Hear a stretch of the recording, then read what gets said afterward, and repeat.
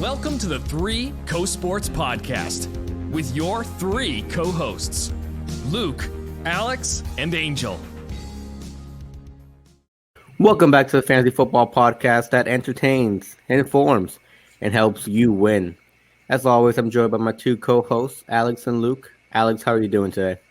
I'm doing pretty well. I'm a little bit tired. I'm fine though. I have my coffee, but yeah, I'm happy to be talking about some NFL draft prospects. How are you doing, Luke? I'm doing great. We're going to have a good show today. We're going to talk on some sleepers. We have a lot of prospects to talk about and dive into here. Got a nice little draft guide from PFF to guide us along the way with a lot of information in it. So we're going to give you guys some good analysis on these deeper guys today. It should be a good time. We also have a lot of news and notes to get to today. A lot of things have happened around the league since we last talked, and it should be a good episode. Yeah. For sure. No one's going to ask me how I'm doing? Okay, fine. No. I guess I'll just go to the Monkey Knife Fight ad read then. Angel, how are you doing? No, it's too late. I'll just talk about Monkey Knife Fight. Yo, StreamYard said something. No, I'm kidding. It's a bot. Oh. Well, Let me talk a little bit about Monkey Knife Fight.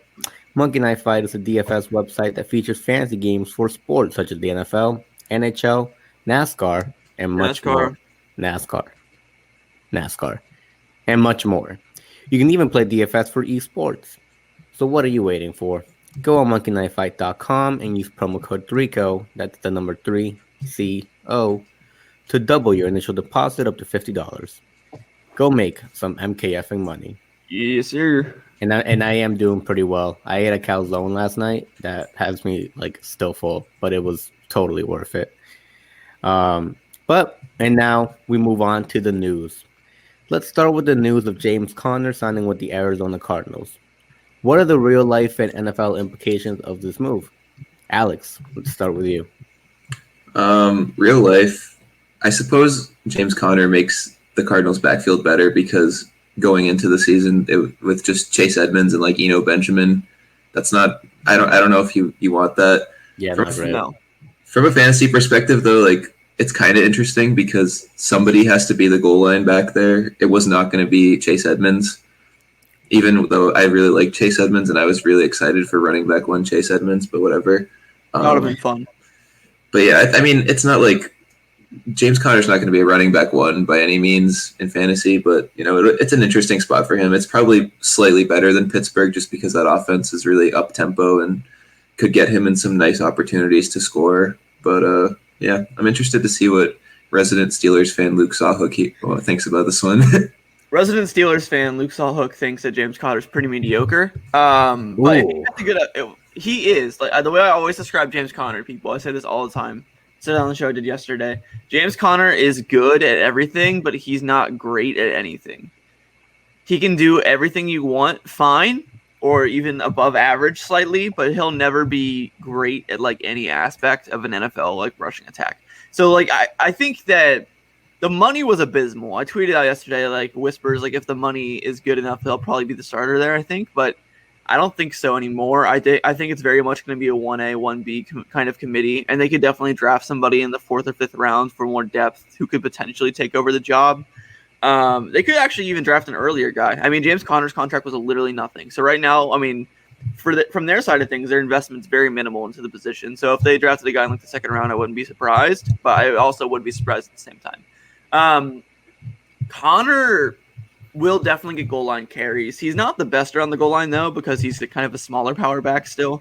It all kind of just depends on how good their offensive line is, because if the O-line's good, he'll probably be good, but if it's bad, he'll be really bad. So we'll see how it goes. I think it'll very much be a committee there, and both guys will probably be around a flex kind of player for fantasy, I'd say. No real star potential. I mean, unless Edmonds really runs away with the job for some reason. Hopefully.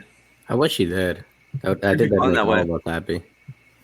But I agree with you, Luke. I don't see Conner being anything more than a flex in Arizona. I do think it's a better fit scheme-wise for him, but I don't think that they'll give him the carries necessary to succeed and be an RB2, RB1 type of back. So, I mean, kind of a useless signing for fantasy purposes, but definitely a good signing for NFL purposes, I think. I think it makes the Cardinals better, more diverse. It allows them to employ two different rushing styles if they want to against an offense, which will probably against a defense, which will probably keep a defense off balance. And it just makes the Cardinals a little bit better, as they've been. I feel like that's what they've been doing all offseason. Every move makes them a little bit better, and they get a little bit better. And now they're definitely in the playoff conversation, but they still need. They got to fix that O-line first and foremost if they're gonna have a chance at winning the Super Bowl. I think they need a corner really badly. They also really need a corner really badly. Yeah, that defense ain't looking good with that one. No, I mean their line is nasty. Their front seven's really good with Chandler Jones and J.J. Watt. Their secondary is just full of holes. It's an ants and sticks secondary, as you will. It's pretty garbage. I mean, it's pretty bad. I mean, Patrick Peterson's gone. Who is it? What was it? Buda? No, it's not Buda Baker. Yeah, Buda Baker's there. He's good. But who is their corner? Byron Murphy? But no, he's the guy on the Dolphins. What's the guy they drafted like a year ago? Byron Murphy, you got it. Is it Byron Murphy? Yeah, he hasn't really done anything yet. But yeah, they need somebody else there, or else that secondary will be pretty bad, I think. But their defense should be pretty interesting to see how much J.J. Watt affects it, even though he's older. Yeah, no, I think it'll be a really interesting team to watch, just period. Mm-hmm. So our Cardinals fan over here, Alex, is probably going to enjoy this season. Yeah, I watch the Cardinals offense. The defense is when I turn off the game, so whatever. Wait, since when are you like a Cardinals supporter? I mean, I feel like it's canon on the podcast. I like the Cardinals. I've talked about liking the Cardinals. They're not my favorite team. It's canon? Okay, good. You just don't listen to me, I guess. You don't listen to me. As long as it's canon, not wrong with it. Let's talk about another guy from one of my favorite teams who's hanging his cleats up, Julian Edelman. It's a bittersweet loss for Patriots fans to see him go. You know, he's kind of washed up at this point, but still, it's tough to see him just hit us with the bye guys. Sorry, see ya. Yeah. He couldn't stay healthy. Yeah, so I'm interested to see. Let's let Angel, my other resident Patriots fan here. I want to hear Angel's thoughts on Julian first. All right, Julian, I'm talking directly to you. I want to thank you from the bottom of my heart for all your years of service to the Patriots nation. You were an incredible addition, way better than Wes Welker. I don't care what anyone says, because you brought the clutch factor. You brought the tenacity. Luke, I am talking to Julian. I would appreciate you not interrupting me in this moment, because Julian, you will forever be the number one Patriots wide receiver in my heart. Thank you for all the memories. And thanks for catching that ball in Super Bowl 51. I salute you. Amen. Beautiful. Amen. Also, how the hell did he catch that pass? I have no clue. That was insane. To this day. He's not a Hall of Famer, by the way. He's not a Hall of Famer. He's not. That's true. Patriots Hall of Famer, not an NFL Hall of Famer. Yeah, very much a Patriots Hall of Famer. But he's not a real life Hall of Famer. I saw a meme yesterday, and it was like, I don't know if you guys are familiar with it. It's like a lineup of Spider-Man, or Spider-Men. I guess you could say like dudes dressed up as Spider-Man, and there's like three like really like good looking ones, and there's the one that just looks like garbage, and it's like NFL Hall of Fame wide receivers, and it's like Randy Moss, like Jerry Rice, somebody else, and it was like Julian Edelman. It was boo! It was hilarious. Boo. I thought it was great. But yeah, Edelman retiring, kind of unfortunate just in general, because I mean he's a really good player. I hope he doesn't pull a Gronk and go to the Buccaneers. But I would not. I would rule it out. I mean, I don't think it's going to happen because I mean, the whole retirement video. He basically explained the reason he's retiring is because of his injuries he's had, and he can't really stay healthy anymore, which is fine. I just hope he doesn't pull the fake injury WWE gif where he's in a wheelchair and then his leg's not really in a cast and he's fine and he goes to the Buccaneers, because that would suck. Not only because it would suck for Patriots fans to see him leave immediately after like retiring. It would also suck because it would take away the Tyler Johnson hype. Right. Oh, Alex would be really sad about that. No one wants that. No one wants to end the Tyler Johnson love. Yeah. So, yeah, that's unfortunate. All right, transitioning into our next piece of news. Justin Fields' second pro day. It's come out that he's going to do a lot of things that San Francisco likes. I saw a headline the other day that him and Mac Jones are going to do a lot of like, they're going to put in like quote like Kyle Shanahan's staples into their pro days, which is pretty interesting. I have no idea what the hell that means, but apparently they're going to. And then apparently Justin Fields' second pro day is going to be attended by the 49ers, the Patriots, and the Falcons.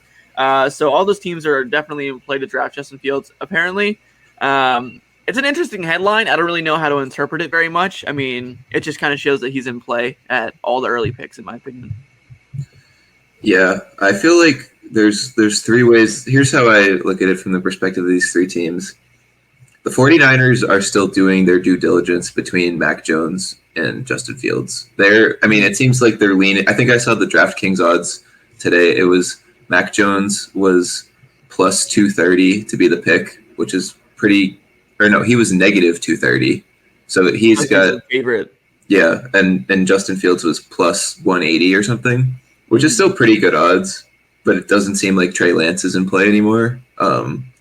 So, yeah, I think the 49ers are trying to finally make their decision with these second pro days. The Patriots have obviously been intrigued by Justin Fields, and, it would be kind of weird if they – what are you doing, Peter? This guy is going crazy right now. Sorry. But, yeah. How would you feel if the Patriots traded up for Justin Fields? I would be ecstatic. That would make my day. I'm getting my wisdom teeth out the day of the draft. You guys know this, and we're going to be live streaming. I might just start crying, honestly, if they make this move. Like I could be overwhelmed by the drugs and the emotions. So I would really like to see that. And then the Falcons. I feel like the Falcons are showing up to this just because people are like, it's kind of weird the Falcons aren't going to the second pro day. And they're like, actually, we are, because we might pick him. We want people to think that we're going to maybe use this pick on a quarterback. Like, we could trade this. I mean, we want to trade this, but, we'll use it on a guy if we have to. We will. Don't make us. They're not. They're not, yeah. Like, they're trying to front right now. But, yeah, you guys have any thoughts to add to this? I've heard some rumors come out lately that maybe Mac Jones isn't the pick at number 3, which would make me really, really sad. But I just read a report before we went live from Bleacher Report saying that, one anonymous GM is convinced that the pick is Mac Jones. And the reasoning that he gave for it was that back when Kyle Shanahan was with Washington, they drafted Robert Griffin and Kirk Cousins in the same draft. And that whole time, Kyle Shanahan was convinced that Kirk Cousins was a better quarterback. And the reason why was because that was his guy. He thought that he had really good decision-making, that he could anticipate throws, which is some of the things that Mac Jones excels at. Which would mean, and Justin Fields doesn't. Justin Fields has a huge arm, but his anticipation for throws, not as great. So all that to say, I do think Justin Fields will fall off and he will be the 4th quarterback taken. And I think it will be the Patriots. Like, at this point, the Pats need to make a move at QB. Don't fool yourself, Angel. I'm fooling myself. I know I am, but it just makes too much logical sense for it not to be the Patriots. So we'll just have to see what happens. It's definitely possible. I think the team that's most likely to trade up for a guy is going to be the Broncos, just because they're closer, so they won't have to give up as much because they're at number 9. And I think if they want to trade up for Justin Fields, they easily could because it's only 5 picks. Right. Moving up from 15 to 4 is a bit more of a jump. They'd have to trade a lot, but it's certainly possible. But also, the Broncos could stay put and probably get a guy, though, if they just drop and no one really makes an aggressive trade up. But we'll see what happens. I definitely think that all 5 quarterbacks, all the top 5 guys will go in the top 10 at some point. Yeah, who's not at the pro day for Justin Fields, though? The team that you want to trade up. So what does that say? I don't know. I do think that they're looking for a quarterback, though. I don't know. I think Trey Lance might be their guy just because, John Elway loves a guy who has a giant cannon because John Elway is a sucker for throw power for some reason. His quarterback scouting has not gone very well so far in his time as just the owner? He's not the GM. He's a president, I think, now. He was GM, and then he gave himself a different role so he didn't have to get fired for being a bad GM. Excellent. Good job, John Elway. I'm proud of you. But whatever the hell you are, John Elway, you need to do a better job scouting your quarterbacks because we all know that Drew Lock is not it. Wait, don't we have a Drew Lock apologist on this show? I forget. I was about to say I can see Alex's Drew Lock. I just don't. Mechanisms I mean, it's not that I'm even defending Drew Lock at this point. It's just like, what is Trey Lance like? How is he better than Drew Lock right now? He played 1 year for a school. He's not. Exactly. So why would you pick two of those guys? If you're gonna pick a guy, like if you're like, oh, we learned our lesson, Drew Lock was not the answer. Don't pick another Drew Lock. Pick like Mac Jones. Like don't. Well, Drew Lock. I mean, Trey Lance is raw, but he has a lot more potential than Drew Lock does. I don't know if I feel like it's kind of similar to Drew Lock coming out because people were literally comparing Drew Lock to Patrick Mahomes. I don't see how much higher of a ceiling you could be compared to than that. He went in the second round though. Like he wasn't as good in the sense of like. The thing with Trey Lance is that when you're drafting him, you get two really good potential skill sets to develop with the rushing capability and the passing capability. But with a guy like Drew Lock, it was just passing, which is nothing wrong with that. But like I'm saying, like the reason Trey Lance is going so high, even though he potentially could be extremely raw, and he probably will be, is that the skill set and like the tools he has is like extreme. And I think he has a lot to offer. And after everyone saw what happened with Josh Allen, everyone's looking for the next guy like that. You're acting like Trey Lance has already been picked 7th overall. Like, what if this guy goes in the 2nd round still? Like, it's not. There's no way. There's no way in hell. I would bet my life that Trey Lance goes in the 1st round. Okay. Well, I mean, I'm not going to. You can't count your chickens before they hatch, Luke. You should know this. I'm counting them. Trey Lance is absolutely going in the 1st round. And I bet he goes in the top 15. I would bet it too, but, you know. Don't write it off. People I'm not saying that he's going to be good. I think there's a good chance he busts, but I'm saying I definitely think he'll go top 15. Okay. Let's wrap this one up. We were going to go short with the news today, but we actually had our longest news segment yet. So that's not a problem. Yeah, I mean, we just talked about one QB attending a pro day. So why don't we just keep talking about quarterbacks? How's that sound? Sounds great. We're going to go into our quarterback sleepers for the 2021 draft. Alex, I'll let you start off with this one. This is kind of your guy that you were talking about the other day when you texted me about him and stuff. Well, I don't know if you really like him that much, but he's certainly interesting. We're talking about Davis Mills from Stanford. Yeah, Davis Mills has been getting a lot of hype in the last couple of weeks. There's a lot of sources that are oh shit, my alarm. My bad. I'm used to the 9 a.m. wake up for this, so I forgot to take that one off. But yeah, Davis Mills, he was a 5-star recruit when he initially came to Stanford. And he's a good quarterback. Like he's 6'4", 225, good size. He ran a 4.58 40, which is pretty impressive. I don't think anybody thought he had wheels like that. And yeah, like there's a lot of like anonymous. I think this talk is crazy. Because this dude played like, well, this is his combined stat line across his entire career. He had 18 touchdowns, 8 interceptions, and he threw for like just over 3,000 yards. His completion percentage was like right around like 64%. Like that's his entire college career because he had knee injuries and he was behind KJ Costello. Like there's not a lot of sample size with Davis Mills, and teams seem to like that he's got like a good quarterback mind, which it's like that feels like a sort of code word for like this guy's gonna be a backup because we've heard it with Ryan Finley, who's the definition of a backup. That guy had a great quarterback mind, and it didn't really get him very far. The one who really stands out as a great quarterback mind, who flew up draft boards and then ended up doing absolutely nothing, was Kyle Lauletta. He was the 3rd round pick by the Giants the year of 5 quarterbacks in the 1st round. And that's exactly what Davis Mills reminds me of right now, where it's like, oh, this guy is this could be the next guy though after everybody else.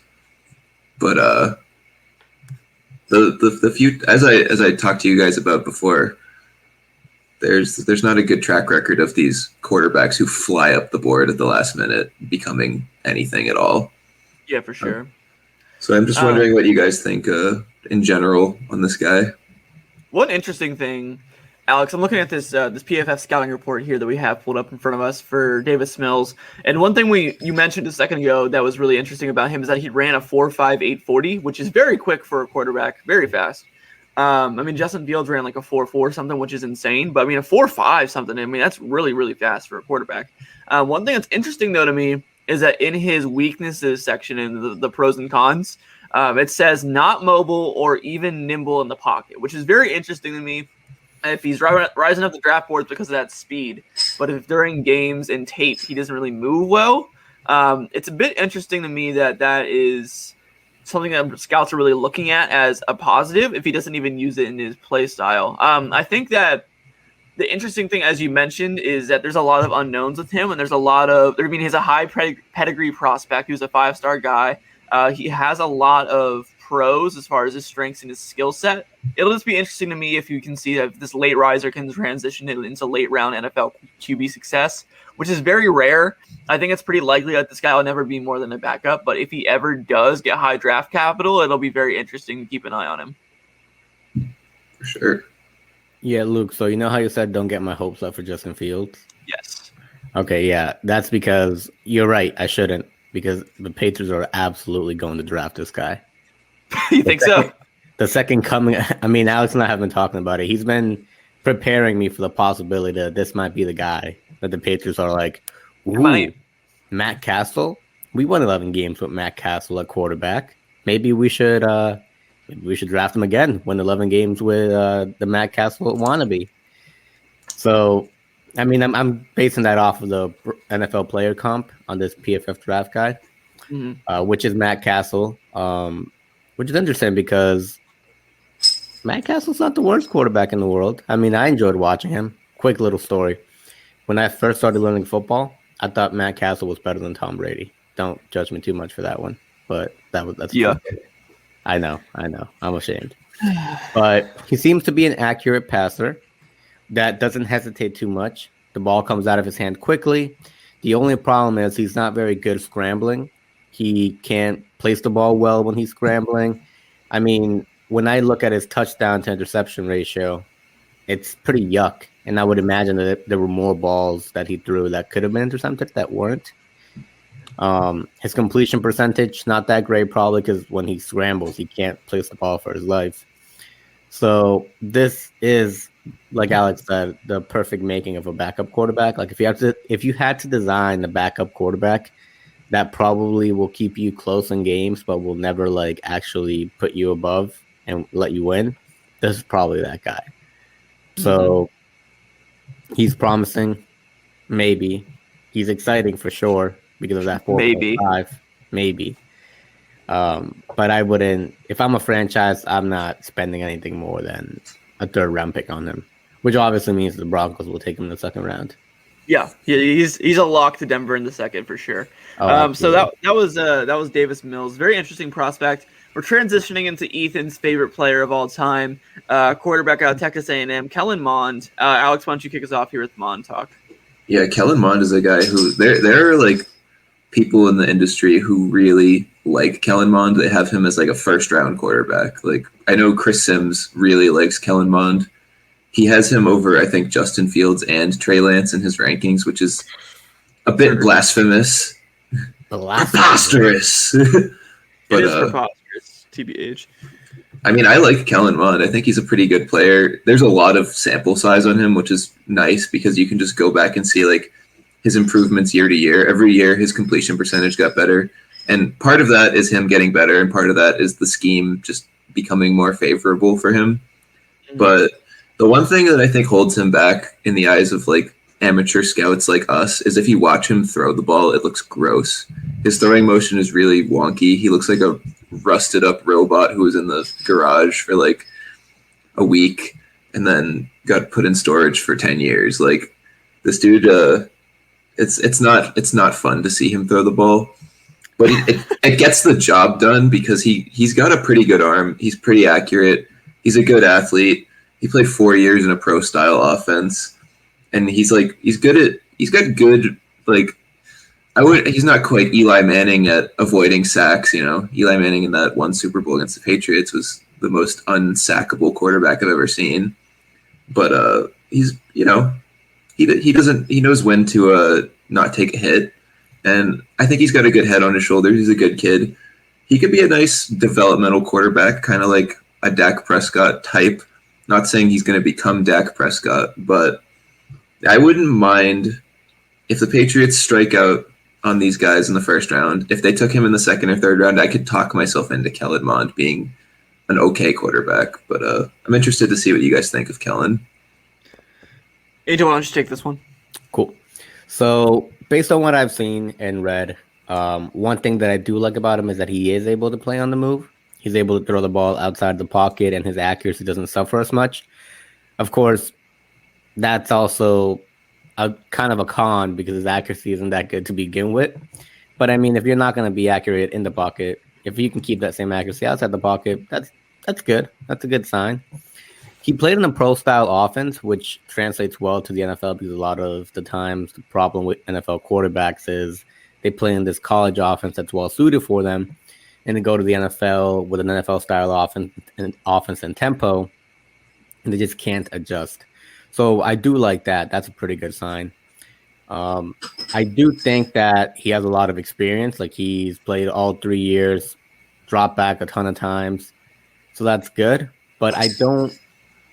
He's a good dual threat, but I could never see him consistently making good throws or special throws that put him above an NFL backup quarterback.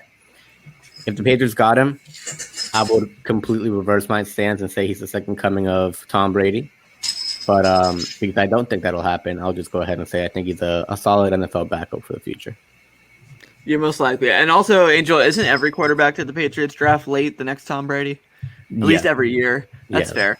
But yeah, Kellen Mond's a really interesting guy. I think that you hit a lot of interesting points on him, guys, already. But some of the things that stand out to me is that he is pretty average in terms of his tools, in my opinion, for a quarterback. I think the thing that you like about Kellen Mond is, like Alex was talking about earlier, he has a lot of experience. There's a lot of tape to watch on Kellen Mond. There's a lot of things that you can go and check out on him, which is really good. The bad things is that the arm strength isn't incredible. The decision-making is fine, but he doesn't really throw the ball deep a ton. And just across the board, like I think it says in this PFF draft grade here, it says the bottom line, quote, after years of hoping for her next steps, Mond still looks like just a guy. And I feel like that's never really what you want out of a quarterback prospect, because if you want to see a lot of experience, you're going to look to see a track record that looks like he can be a really good potential like breakout, or you're looking for a continual progression upward in the sense of the potential is very large, or you're looking for 1 year in really good play that you're looking to take to the next level. And for Kellen Mond, I feel like you're getting a lot of experience of good quarterback play, but not necessarily starting NFL quarterback play. So, I mean, if Kellen Mond lands in the right situation, obviously he could develop into something. He has as Alex said, a good head on his shoulders. I think he can make some stuff happen, but he'll need to land in a pretty favorable circumstance. Why don't we go ahead and, if we had to pick one of these quarterbacks that'll make an impact fantasy-wise in the NFL, who would you pick? I would go with Davis Mills. I would also take Mills. Taking Kellen Mond. Really? Yeah, I like the rushing upside, and I feel like he's a better fit for to immediately come in and start and be okay for a team. I'm feel my pick. Yeah. I'm going with Kellen Mond just because, like Alex said, the rushing upside. You're right, Alex. Oh, you can't just switch over because the Debbie guy says so. Well, no. It's because he brought up the rushing. I didn't think about that. Rushing in fantasy is a cheat code. Sorry, just the way the game works these days, man. Don't blame me. Anyway, I might edit in some boost just for you, Luke. Please do. It's all right. Boo me. I don't care. All right, transitioning into our running back sleepers, we have 3 guys to talk about here. Up first, we have Demetric Felton out of UCLA. Alex, why don't you hit us off there? Yeah, Demetric Felton is a guy that fantasy football people are going to like because he's going to have that running back wide receiver eligibility, at least on platforms like Sleeper that allow that. There's other ones that are, not so great about doing that. But Demetric Felton, he's a fine player. Like, he's not going to be a superstar by any means, but he is a very good route runner. He's a very good pass catcher. He's a pretty good runner in between the tackles. He's the exact kind of guy that you'd expect a running back wide receiver hybrid to be. So, and the thing that often holds these guys back at the NFL level is that they don't have a real position. But this guy, unlike those failures at that hybridity, he has two positions, which is exactly what you want from a guy. You don't want a tweener. You want a guy who can actually do both. And I think for this reason, he's going to be a third or fourth round pick by a team. Maybe like the Packers. I know the Packers have a history of liking guys like that. You go back to Randall Cobb, and even you go to guys who they used last year, like Tyler Ervin. Tyler Ervin is this exact type of player, except Demetric Felton has a higher ceiling. He's a guy who you can use on returns. You can use him on third downs if you want. You can use him in the slot. He's just a nice gadget to have in your offense, and I'm intrigued by him. I'm not going to like chase after him in drafts once he gets picked, regardless of where he lands, but he's interesting to monitor, and I want to hear your guys' thoughts on him. I'm intrigued, Alex. Not gonna lie. I mean, we talked about him a little bit pre-show just to get more of a sense of what I'm looking at here. But as you know, I'm an Antonio Gibson lover, and I'm a sucker for running backs converted from wide receivers now. Not gonna lie, I'm interested in it. I mean, I shouldn't go all in, obviously, but I'm like what I'm seeing here and from this PFF draft profile. 5'10", 200, good, decent weight and size there. I mean, I don't hate it at all. His NFL player comp they have listed on here is Justin Forsett, which I think is pretty interesting. Don't love that, but it's okay. They say his biggest strength is his shiftiness, which I love, and his biggest weakness is running between the tackles, which is understandable. I mean, he's a newer player to the running back position, which is what you're going to expect if you're converting from a wide receiver to a running back. You're not going to be as good running between the tackles as someone who's been playing running back since like 7th grade. He apparently has really good shiftiness, which I like. He doesn't lose any speed coming out in and out of route breaks. A true passing weapon, it says, which I really appreciate. I mean, we all know that fantasy PPR and receptions is king for the running back position, and we all know that receptions are extremely valuable for fantasy football. And if this guy can even transition into a decent NFL running back and get the receiving work of a wide receiver kind of thing out of the backfield, get like, if he ever turns into a guy who can get upwards of like 40, 50 receptions a year, I mean, he'd be absolutely money. It just kind of depends on what kind of situation he lands in. So it'll be interesting to see where he goes and what kind of capital is invested in him. I like that the PFF draft guide has the following line in it. Very likely a child tag prodigy. Like, I mean, do I need to say anything else? I want this guy. I want this guy to succeed. Like, I agree. I hope he lands with a team that knows how to use him. But besides being a child tag prodigy, I think he's got a lot of potential just based on the fact that he is an excellent route runner. And NFL teams are starting to adopt an offense where you can dump it off to the running back and have them make something with it, make something out of nothing. So there's a role for him in the NFL. Alex said he might be a 3rd or 4th round pick. That's not bad for a running back, like at all. And he might just be in the top echelon of running backs that aren't the top 3, Javonte, Etienne, and Harris. So based on that, I think he might be able to make a significant impact on a fantasy level, if not this year, eventually, depending on where he lands. If he lands somewhere with the Packers, maybe not as much because of Aaron Jones. If he lands somewhere like, I think it'd be interesting to see him in the Cardinals.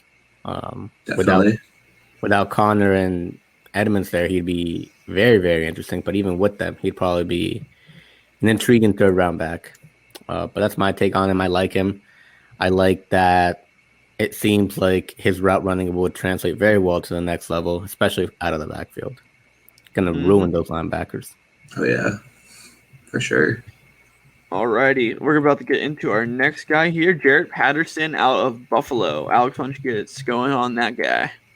Well, Jarrett Patterson, the one thing that you can definitely say about him in college is that he was productive. You just look at his stats for the last 3 seasons. This guy had over 1,000 rushing yards every season since 2018. And in the last 3 years, how many touchdowns would you guys say is a lot for a running back to score in a 3-year period? Oh, in a 3-year period? Yes. I mean, over 10 a year is impressive. In my opinion. This guy had 52 touchdowns in 3 years. Holy crap. Yeah. But he played in the MAC. He did play in the MAC. For the record, hashtag MACtion. But he's 5'9", 195. So I think that cancels out the MAC. This guy he's a small back. but he runs with a good amount of power for a guy his size. I feel like in a lot of ways he reminds me of like Devin Singletary, where like he'll break some tackles and he'll do a lot of things that you'd expect a bigger back to do, but he's kind of new to the like scat back catching passes and like doing stuff out of the backfield, which is exactly what you'd expect a guy of his size and like athletic skill set to do. So it's kind of interesting. But yeah, his cutting ability is crazy. Like this guy is just, he's like pew pew, like just tough to take him down. He's cut up. I think he's going to be an interesting pick because there are definitely teams like the Bengals who could use a sort of like scat back of Patterson's like likeness. And there's definitely teams that he could go to that would absolutely bury him and make him useless. And I hope that doesn't happen. But I'm interested to see what you guys think about him. I think that thing you just said about the Bengals makes a lot of sense. I mean, they really need they need a guy like this. I mean, Giovanni Bernard just hit the door just solely based off money concerns. And it's not like they wanted to get rid of him. They need another guy to come back into that role. I mean, Samaje Perine is not a scat back kind of dude. I mean, he's more of a runner. So they definitely are going to be looking for a 5th, 6th, maybe even 4th at the most round running back. I think that they'll look to bring in and have it be like the receiving back kind of guy. Dude, how gross would it be if they drafted Kenny Gainwell? That would make me vomit all over the place. I would want that. No way. I would hate that. Oh my god. Okay, anyway, but back to Jaret Patterson.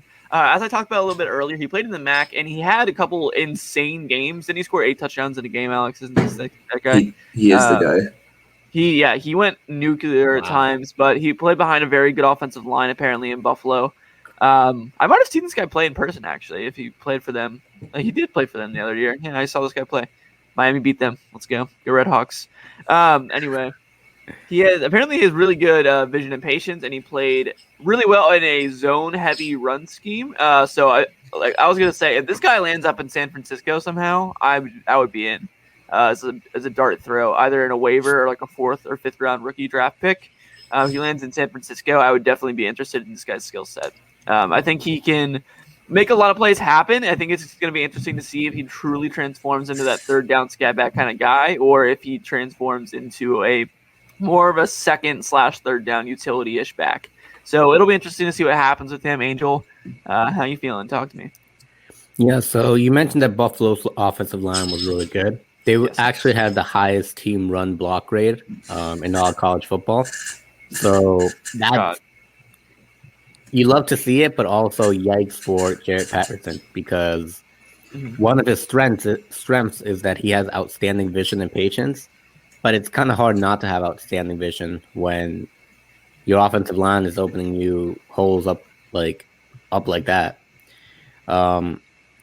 So that already has me a little hesitant on him. He doesn't really appeal to me, to be quite honest with you. I don't see him ever being fans. Like, I'm gonna be real. Like, he's not the type of running back that I particularly like, or that I think will succeed at the next level. And this offensive line, like, that already has me worried about him. So he's not particularly fast. Like, I could go off on this guy right now. Like, I just don't like him. I don't like him. I don't like what I'm seeing. You're gonna bury him. I'm gonna bury him like Steve. You guys know that Stephen A. Smith where he's like, he's got small hands, he can't catch the ball. He's got bad feet, he doesn't know any post moves. You guys know what I'm talking about? Yeah. With Kwame Brown. Yeah, Kwame Brown. I'm about to do that with Jaret Patterson, but no. Dude. Memorize the entire script from Stephen A. and recite it. Not about Kwame Brown, about what's his face? The guy from Buffalo, Jaret Patterson. Right. Yeah. All right, getting into our next guy, a guy that Alex and I had never heard of until Angel mentioned him pre-show and put him in the show doc here that we don't have, by the way. Israel Tucker out of Louisiana Tech. Angel, this is all you. It's your time to shine. Sure. So before I do that, I just want to reassure the viewers there is no show doc. We would never participate in such blasphemy. We just go off the dome here at 3CoSports. Now that I got that sorted out. Israel Tucker, he is a very, very late round. Like, if Jaret Patterson is a 6th round pick, this guy might be a 7th round pick or undrafted rookie. But he is fast. He had a 4.46 40-yard dash at his pro day. He's not too big, though. He's 5'8", 200 pounds, not too explosive with a 38.5 vertical jump, but he is being looked at by a number of NFL teams as a potential day 3 pick. Those teams include the Eagles, the Titans, and the Patriots. Girls to the Patriots, I don't know why we're even looking at running backs. I mean, we have two of the best in the league, Damon Harris and then Sony Michel. I'm excited. I half agree with that. Yeah, Damon Harris makes up for Sony Michel. Anyways, this guy could potentially be a running back on the. I saw a player comp that said Boston Scott, and Boston Scott's not a bad NFL player. Like, he's pretty solid. He's never going to be an RB1, but if need be, he can come in, give you a solid game, and then have the starter come back in. So that's Israel Tucker. He's nothing too special, but he could just be someone to keep an eye on day 3. And a potential addition on the waiver wire for your dynasty teams. Yeah, he's definitely going to be someone to keep an eye on. It'll be interesting to see if he lands anywhere good. I definitely will be looking for him. I don't know if he'll necessarily make it on any of my fantasy rosters, but I'll be interested to see what happens with him. All right, moving on to the wide receivers. We have 3 guys I think I'm pretty interested in here, especially the second dude we're going to talk about today. But the first guy is my baby. He is not even located in the PFF draft guide, so I don't know what that says about how good he is. But I really like this film. We're talking about Austin Watkins, wide receiver out of UAB. This guy played in JUCO for a long time and then transferred to UAB last season, and he played there this past year. He's 6'2.5" and around like 204, I believe. He's a pretty big dude, but he plays more of like the wide receiver 2 position in the offense. He is a nice player because he's a really big bodied guy, but he plays with like the twitchiness and separation kind of abilities that you like to see out of like a good wide receiver 2 on the outside. I don't know. I feel like he's just a really good low risk, high reward kind of guy because he could easily develop into a starting caliber NFL wide receiver on the outside. He looked really good in the Senior Bowl, apparently. People really liked him there. I saw he actually did an interview with a fantasy show that I watched the other day. He came on someone's fantasy show, did like a full interview. It was pretty cool. That's pretty cool. Seems like a nice dude. I really like this film. He has 1 game of film available on the Dynasty Nerds film room. Alex, if you're ever curious, I like this film. I thought he was really interesting. He was not bad as a blocker. I watched a little bit of it yesterday actually during a show I did. I pulled it up because we were talking about him. I like this film. I just think that he shows good potential. He's not probably going to go until like the 5th, 6th, or 7th round. He'll definitely be a later guy. But I feel like if he lands on a decent team and manages to climb his way up the depth charts, he's definitely worth taking a look at in a really deep leagues. If the waivers are pretty barren, I would definitely go stash Austin Watkins. I might even pick him up in some of my normal leagues just to have him on my bench because I like him. So that's Austin Watkins. Moving on to our next guy. Alex, this has been your dude for a while now, and I'm not going to lie. I'm getting on board the hype train. We're talking about Jalen Darden. Yeah, Jalen Darden. I've said a lot about Jalen Darden, so I'll keep my assessment here brief. He's small. He's a small receiver. He's going to get pushed around because he is small. But just because he's small doesn't mean he's not good. Amen. He's very good. He's a very good player. He's incredible after the catch. He gets downfield faster than like most of the guys in this class. Like he's probably top 3 vertical threats in this class. Like he's just gonna fly right down there. He's gonna blow by defenders. And the only problem with him is the contested catches, because if a guy catches up to him and tries to break up the catch, he's probably not going to catch it. Like, it's just he's not good at that yet. But if he's open, if they get the ball in his hands, he's going to do some damage. He reminds me so much of Jalen Reagor, and I feel like it is a good thing. I knock Jalen Reagor a lot. It's not because I have a problem with Jalen Reagor. It's because I have a problem with Jalen Reagor as a first-round wide receiver who's a wide receiver 1 for a team. Yes. That can't be your wide receiver 1. You can't have a guy who's not good in contested spots, a smaller guy. You just can't have that be, unless it's Tyreek Hill, but Tyreek Hill is a freak. Like, there's not more than one Tyreek Hill. But if that guy's your 3rd or even your 2nd option in the right offense, he's going to be great. Like, you need a guy who's going to take the top off the defense like that.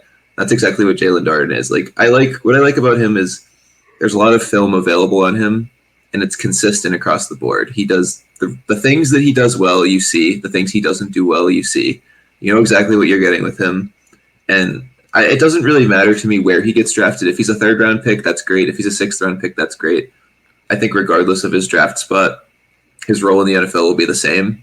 And yeah, I'm definitely excited to see where he lands, and I'm excited to see him in the NFL, and I'm interested to see if you guys have any final thoughts on him before we transition. Yeah, just tapping in on Darden real quick. I mean, like what Alex has been saying, I think that he has a lot of great potential.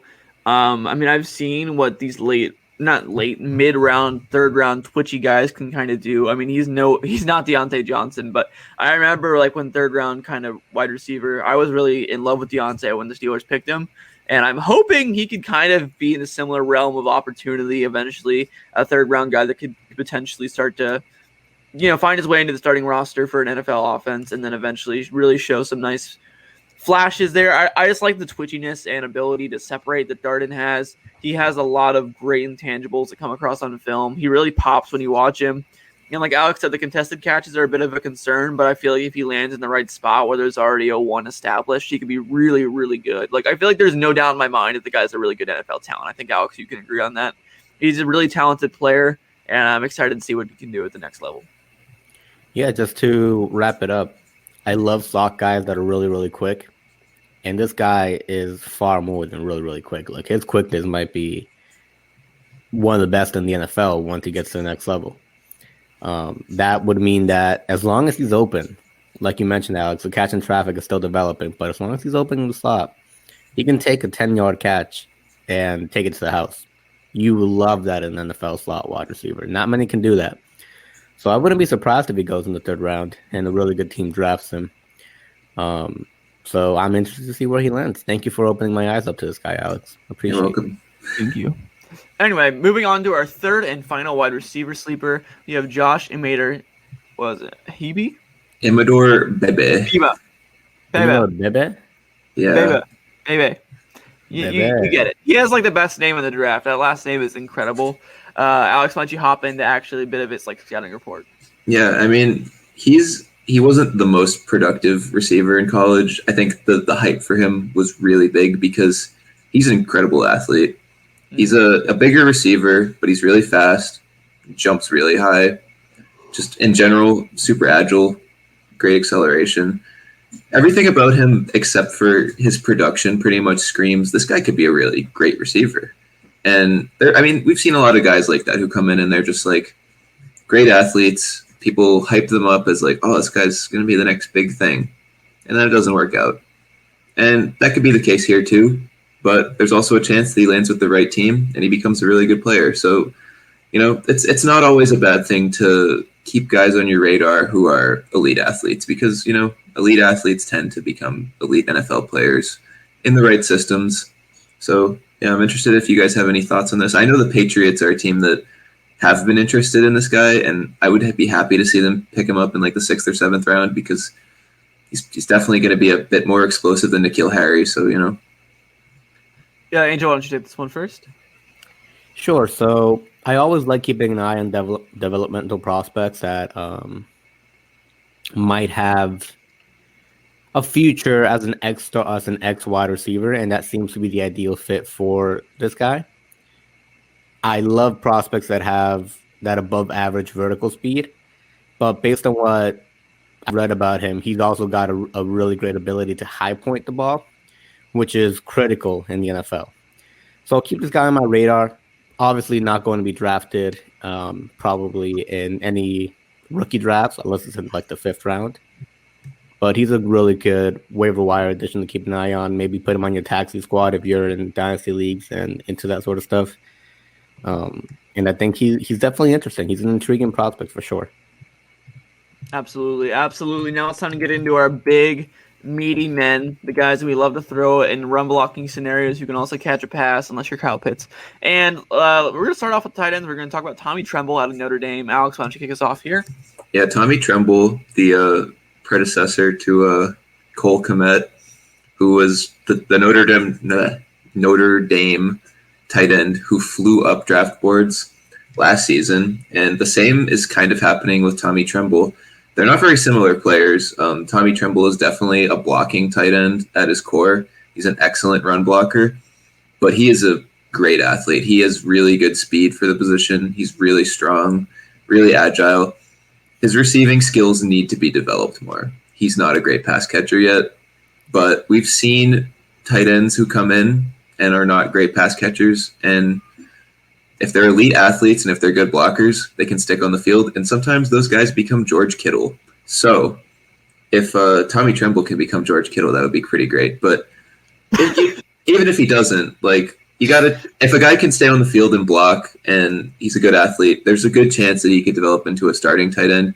And Tommy Tremble is really young. I think he's 20 or maybe just turned 21. He's really young, and there's a lot of room for him to grow as a player. So I'm kind of excited about him. He might be more of like a fullback type of guy at the NFL level. We'll see. But I'd be happy with him as a developmental tight end prospect in a tight end premium league for my teams. I'm interested if you guys have any thoughts to add to this. Yeah, not gonna lie, kind of out just because I'm not a huge blocking tight end on my fantasy team kind of fan. I do understand though, like what you were saying, like he's a good stash for especially tight end premium leagues. But when I'm looking for fantasy tight ends, I'm looking for a guy who I know has good hands and can handle receiving workload. And in this PFF draft guide here, his weaknesses are all throughout the passing games. He had 31 fewer targets than Notre Dame's freshman tight end, which is never really a good sign. He also does not have the best hands because he had 5 drops on 40 career catchable balls, and he's not really the best route runner. I mean, he just didn't really see a lot of receiving work at all. I mean, in his 2020 and 2019 season combined, he saw just over 50 combined targets. He had less than 40 career receptions at Notre Dame. I mean, the potential's there. Obviously, he can develop. But like when I'm looking for a guy to add to my fantasy roster, unless he has good draft capital, I'm not really looking to add him. I mean, with a name like Tommy Tremble, how can you not succeed? That's my analysis. Now, much like Luke, I would be out. When there's a blocking tight end, I think that's a good sign, actually, because it means that they'll get on the field, much like our man Michael Pittman Jr. With his run blocking ability that gets him on the field. Being on the field is always a good thing, but I just don't think he has the hands or the ability to ever become a fantasy relevant tight end. Then again, I always preface that with, as long as you're a top 20 tight end, you're fantasy relevant, because between tight end 8 and tight end 20, it's pretty much the same thing. Sure. So who knows? Why don't we go ahead and move on to our last guy, another guy with a great name, Matt Bushman. Alex, why don't you take it Bushman. Away? Yeah, well, Matt Bushman, interesting player. He's 25 years old because, he's a Mormon, so he had his mission, and then he came back and did BYU, and then he tore his ACL, and then he was there. He's like a fifth-year, like, Mormon senior. He's like Taysom Hill pretty much, except the tight end. Although Taysom Hill is a tight end, so. But, yeah, he's a good receiving tight end. He didn't play this year because he hurt his ACL. Oh, no.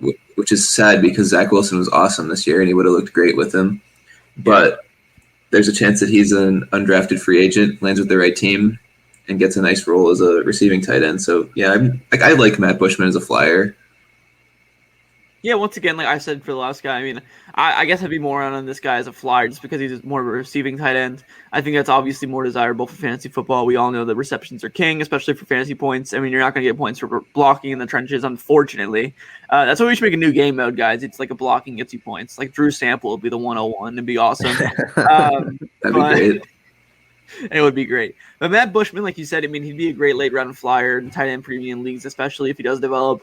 I'm not really that in just because, like you said, he could likely become an undrafted free agent or 7th-round guy. And, I mean, the draft capital is pretty important for tight ends, in my opinion. I mean, I feel like most NFL teams has a pretty developed tight end room anyway. I don't think there's really a lot of teams out there that have a glaring tight end hole. So Bushman will be interesting to see where he lands, and the draft capital would be very important to me, if any.